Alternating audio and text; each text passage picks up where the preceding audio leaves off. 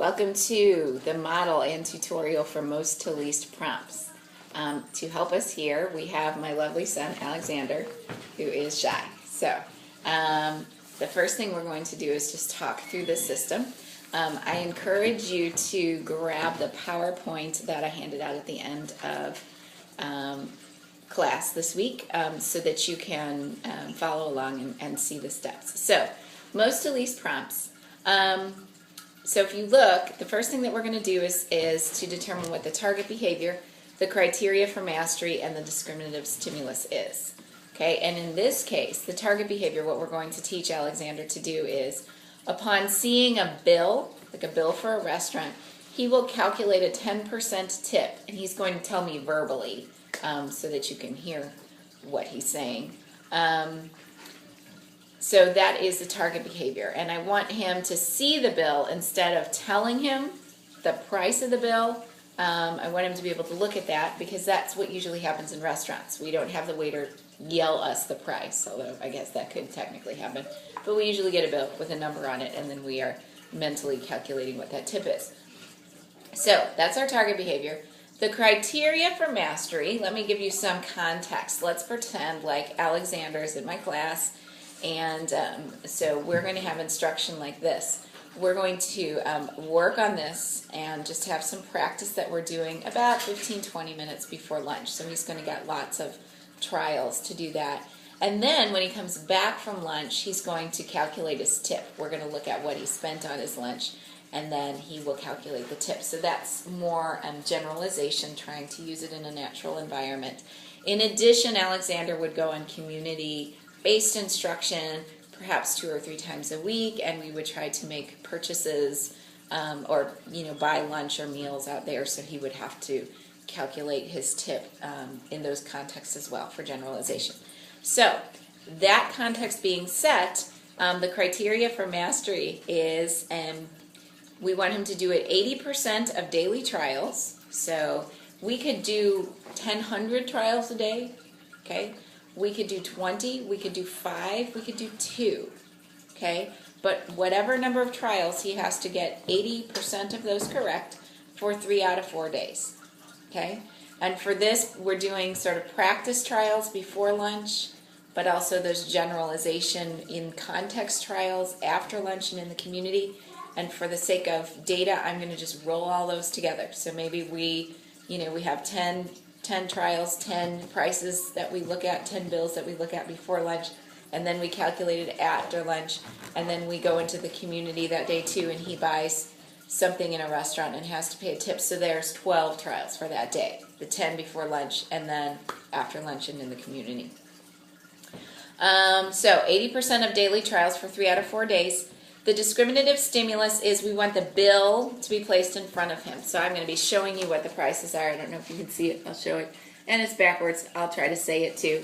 And then put it down in front of him. And then he will tell me. So like the bill will be given to him. And then he's going to tell me what the tip would be. Okay. So we've kind of set the lay of the land there. Now we're going to examine the prompt hierarchy. Okay. And we're going to pull out the prompts that would be appropriate given the student, what I know about Xander here, and the skill. So what I was thinking that might be useful is maybe a gestural prompt to point to the decimal, to move it over, because that's what I'm teaching him to do, move it 1 space to the left, okay?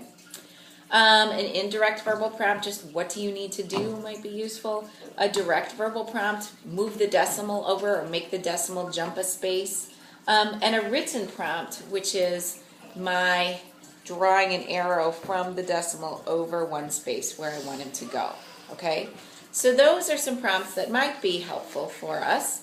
I'm going to order those prompts because it's most to least prompting. I'm going to order those from most intrusive to least intrusive. So in this case, the written prompt, my drawing the arrow over.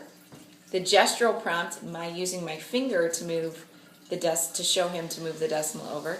The direct verbal prompt saying move the decimal, and then the indirect verbal prompt, what do you need to do? So those are the prompts in their orders. So let's pretend, and actually Alexander and I did this before we turned on the camera. I've introduced Xander to the idea of tips and what they're for. We talked about tips are generally 10%. We used a calculator to figure that out, but then we discovered that the easiest thing to do is to just take the decimal in the bill and move it one space to the left, and you get the same thing as you would going through all the steps of dividing it out by a calculator. So the trick is to just make the decimal jump one space to the left. That's our shortcut, that's our strategy, so that's what we're going to use. So I've already introduced him to that, and he knows that. All right? Remember, too, I'm going to show you this in most to least prompts. Remember, the discriminative stimulus is given, and then the most intrusive prompt is given immediately. Okay? We'll do that over and over and over again until the student meets the criteria that we've set. So you may be doing it over a number of days or weeks, depending on the student. And then once the student has met criteria, in Alexandra's case, 80% of daily trials for 3 out of 4 days, then you go to the next most intrusive prompts. So we'll start with the written prompt. I'll show you how that works. And then we would move to the gestural prompt. And I'll show you that works. And then the direct verbal and the indirect verbal. Okay? So, that being said, thank you for sitting here for so long, my friend. All right, we're going to be ready. Okay? So this is phase 1. If I were teaching, we're in our practice before lunch, and I'm using the written prompt. Okay? When I put this down so everybody can hear, I will say how much the bill is. Okay? All right. All right. So you went to, let's see, you went to the History Museum and had brunch, and you ate a whole lot of food. No, Mom. Make me go to that fancy restaurant with the chocolate fountain. Oh, Bristol's. Yeah. You went to Bristol's and had brunch, and you brought a bunch of friends, and you had a whole bunch of food, and now you get your bill, and it is $100.94. So $10.94. okay, it's $100.94. So what is it? $10.09. $10.09. Remember, we leave that last number off. Very good. All right. So let's see. Where else do you want to go? McDonald's. You went to McDonald's and you ate 800 Big Macs. Okay? And you ate at such a fancy McDonald's that they had waiters that brought you your food. Yeah. So you have to tip them. Okay? And so your bill was $78.11. Look, SD prompt. $7.81. Very good. All right. You went to, where else do you want to go?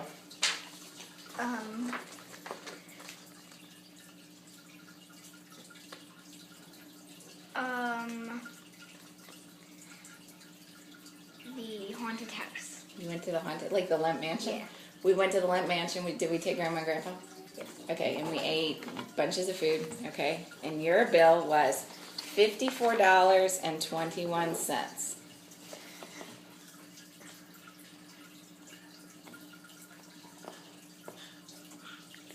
$5.42. Beautiful. Good job, okay?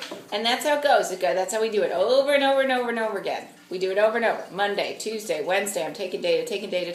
He has to get 80% of the daily trials for 3 out of 4 days. So we do that, blah, blah, blah. Now we've met criteria. So now we move to the next most intrusive prompt, which is gestural. So I'm going to repeat the same thing, SD, but instead of doing my writing, my arrow, I'm going to just move my finger. Okay? So you went to Chuck E. Cheese.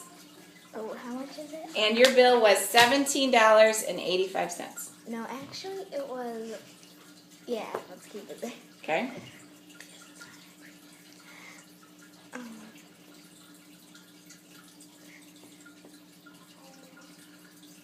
What is the other bill again? Okay. Your bill was $17.85. $1.78. Beautiful. Good job. Okay. You went to Sesame's, the Chinese restaurant. We took Eva for her birthday. And your bill was $22.06. $2.20. Beautiful job. Okay. You went to Do you notice I'm embedding meaningfulness here by just picking context where I know he eats? Pretty easy. You went to, where do we like to go? Where's the pizza place? What's our pizza place? Ernesto's. You went to Ernesto's and we ate a lot of pizza. And your bill was $126.49. $12.64. All right. So again, we do that over and over and over and over and over again till he reaches criteria. 80%. 80% accuracy, 80% of daily trials for 3 out of 4 days. Then we do the same thing. Now we're working with a direct verbal prompt, which is just move the decimal. Move the decimal 1 space to the left. Okay? We'll be very specific. All right? So, you went to Emo's and you sat there. So you had a server and they brought you food. And your bill was $22.06. Move the decimal 1 place to the left. $2.20. Good job. All right.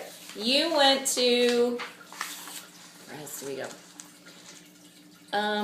You went to IHOP and had breakfast with your daddy. And your bill was $17.85. Move the decimal 1 place to the left. $1.78. Beautiful job. All right. You went to do that $5. You want to do the $5 one? That's a tricky one. Okay. You went to McDonald's and you had a server, which is sort of weird. No, I went through the drive-thru and got 2 Cokes. Okay. Would you need to tip somebody? Actually, you wouldn't need to tip somebody at McDonald's, but here's a fast food place where you would tip. You went to Sonic and you drove through and they brought it to your car. Okay? And your bill was $5.44. Move the decimal 1 place to the left. 54 cents. Nice job. That was tricky. Good, good. We do that over and over and over again until he meets criteria. Then we go to the next most intrusive prompt, which is indirect verbal prompt. So here's how that goes. That's just what do you need to do. You went, you ate a bunch of food at a really fancy restaurant. Bill, $126.49. What do you need to do? Move the decimal over to the left. And it equals $12.49. Look again. What do you need? So $126.49. $12.64. Beautiful. Okay. You went and you ate chicken somewhere, and your bill was $17.85. What do you need to do? Move the decimal in between the 1 and the 7, and you have $1.78. Beautiful job. We do that over and over and over again until he meets criteria, until this is what you want him to do. Can you calculate your tip? $12.64. Very nice. Calculate your tip. $1.78. He's getting these right, just so you know. Oh, that has a, okay, here's one. Calculate your tip.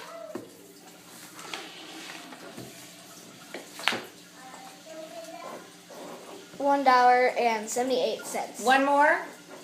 Calculate your tip.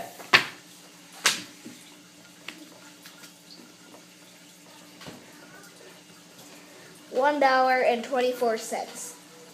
And that's how most of these prompts work. Thank you, Xander. All right.